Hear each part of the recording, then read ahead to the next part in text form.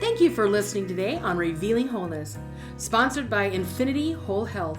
Check out our website at infinityWholeHealth.com, where we are revealing the eternal in each individual, the infinite in the individual.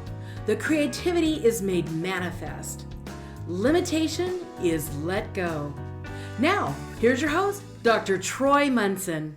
Hello and welcome. I'm Dr. Troy-Munson at Infinity Whole Health, and boy, do I get questions. And as school approaches this year in 2021 in the fall, is immune system support on everybody's mind, and it should be. And we've already been through, if you went through last month with us, with listening to the fear that's going to be perpetrated on the people of the world coming up this fall, and the chaos that will ensue.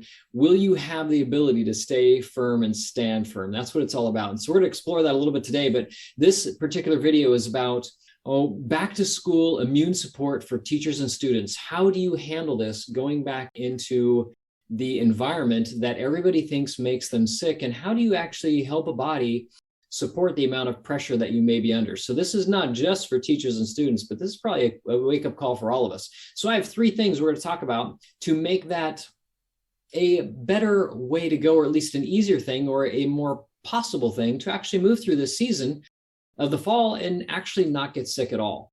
There are ways to do it. And so let's begin. First and foremost is stress handling. Why wouldn't it be? And so if you've not learned how to handle stress or manage stress or say no to stress in your life, I hope that this is a bit of an aha moment for you that, my gosh, I guess I could do that. I never thought about it that way.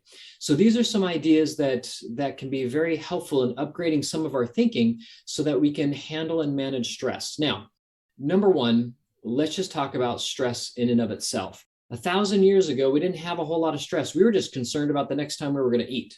We didn't care about anything else. We didn't really have a house payment. We didn't have a car payment. We may have had a horse payment, but I highly doubt that.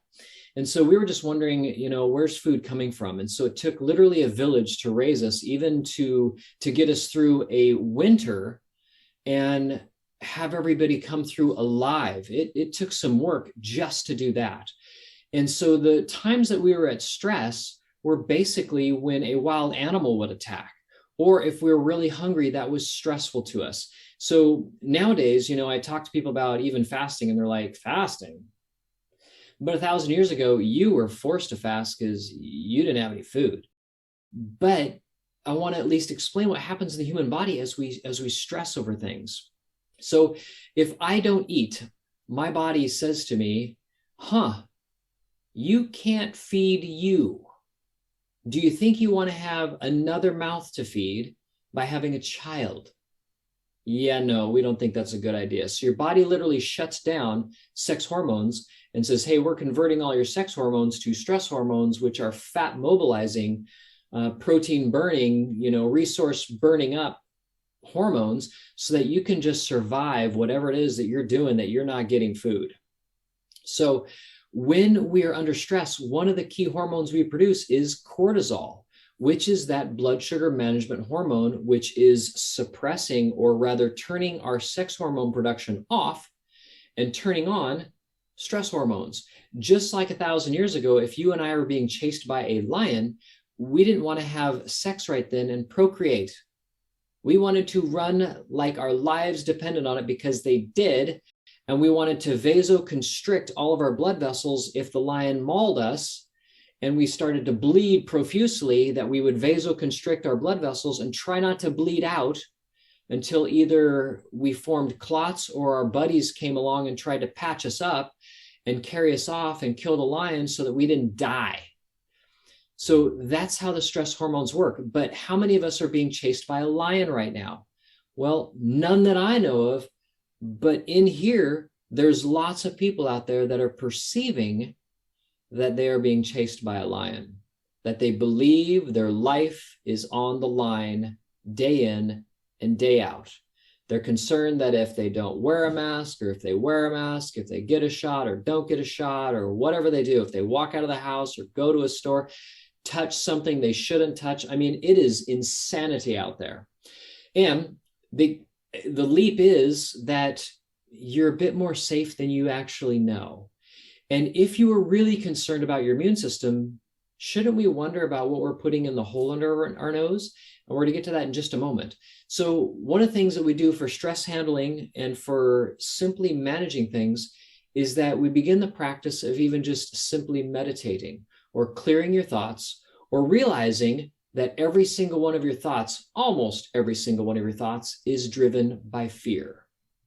So how would you know that if you're producing a lot of cortisol? If you have a lot of thoughts running around up here and they're constantly taking your time and you think you got to do all these things and your brain is never still, you, my friend, are run by fear. And the more I can make you afraid, the more I can control you. And so another topic for another time, but just some aha moments there for you. So I teach my children to watch their thoughts, just as I watch my own thoughts, and do not live through them. I evaluate each one and dismiss most of them, if not 80% of them, until my mind is simply still and quiet. Now that takes some practice, but I'll tell you what, I love the result. People say, all this craziness, how do you sleep at night? I'll tell you, it's real simple. I put my head on my pillow, I close my eyes, and 7 hours later, I wake up. It's real easy because I don't allow this to run me. That's mental toughness. So the stress side of it, I can remember laying in bed awake in 7th grade, wondering if my alarm was going to go off. I mean, really? And finally I realized this is insane. I can't seem to sleep. I can't fall asleep for an hour because I'm worried about the dumbest stuff. Finally, I threw it all out and said, I don't even care anymore. And I hope that you have in your own life realized that, you know what? I think if I take a day off, if I miss school or miss work, if I just don't do anything today, the world's going to move on without me. It's okay. It doesn't actually need me to participate. Everything's just still going to keep going. That kind of removes a burden off my shoulder. I can let the backpack go, so to speak, and just relax. I can do that if I want. And so I hope that you've arrived at that decision, and that's something that maybe you've thought about, and that becomes a bigger idea. If you find that your mind is really running and racing all the time, could be some B vitamin deficiencies, but you know what? I still want you to go back inside your own head and start really looking at all of your thoughts and just simply start kicking them out. Now, how else can we manage stress? We've talked about that mental side, and that's a biggie. But ultimately, if we don't eat well and we don't eat often enough and good enough food, then we begin to produce that cortisol hormone that I talked about a few minutes ago. And so if I eat carbs and I eat bread and pasta and cookies and chips and cereal and sugar and ice cream and all these things that taste so wonderful, if this is all I eat, my blood sugar spikes. But then my body is going to crash the blood sugar because it's really hard on my vascular system, on my heart and blood vessels. Creates cracking, and now cholesterol has to come in and kind of patch up the problems. Now it looks like I have high blood pressure or high cholesterol, and they want to put me on a drug. All these things are from eating grains. But every time we crash sugar in the blood because it's too high, we then again see it as a famine. And our body says, oh my gosh, another famine. Don't want to have kids, can't even feed ourselves. So we're going to take all those sex hormones and convert them to stress hormones like cortisol to remobilize blood sugar and get it back up stable. And then we're going to be okay again. And so once again, we're producing cortisol, which is not so good for us. So how do we help that? By lowering the amount of sugar, bread, crackers, chips, things that we shouldn't eat, and eating better protein, better fats, better vegetables. And as we do that frequently, we now stabilize blood sugar, and now cortisol is maintained at a lower level. And our sex hormones like testosterone for men and progesterone for women begin to build muscle, protect our brain, make our digestion better, protect our thinking and our memories. I mean, energy, it just, the list goes on, repair, all of it from those wonderful sex hormones. And we stay younger, feel better, have a greater time, are more nurturing, more loving, everything that we want. And so this leads back to that stress that we talked about, the mental side in the beginning. There's one more key factor that I wanted to bring up right here, and that was we are capable of two emotions, love and fear. And so fear grows up into all these feelings that we have: shame, guilt, pride, greed, anger, hatred. That's all fear growing up. But love, and the more we love, the less fear we have. So the antidote to fear is love. So anytime that you're thinking loving thoughts, comforting thoughts, beneficial thoughts towards your loved ones, people, the people that you care about, even the people that you don't care about, by the way, you do better when you love them too. So the main world, they're reacting to everything and hating each other just over the smallest stuff and becoming offended over the small stuff. Don't be that way.